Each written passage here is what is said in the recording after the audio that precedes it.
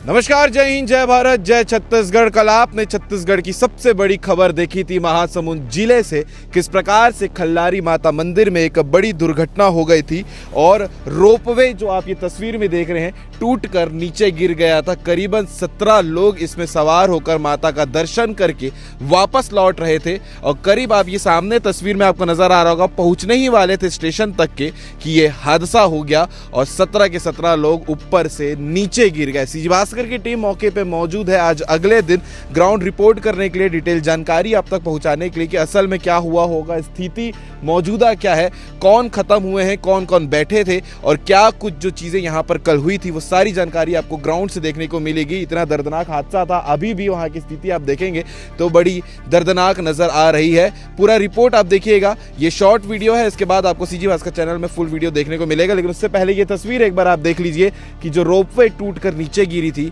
वो कितनी दर्दनाक अभी नजर आ रही है। लोग यहाँ पर जो दर्शन करने के लिए पहुंच रहे हैं, पहले ये देखने के लिए आ रहे हैं फिर दर्शन करने जा रहे हैं, तो आगे आपको लगातार अपडेट देखने को मिलता रहेगा। हम यहाँ से ग्राउंड रिपोर्ट आपको दिखाते रहेंगे। हाँ, घटना तो दुखद है, लेकिन उसकी जांच होगी और कोई दोषीदार पाए जाएंगे तो उन पर कार्रवाई होगी।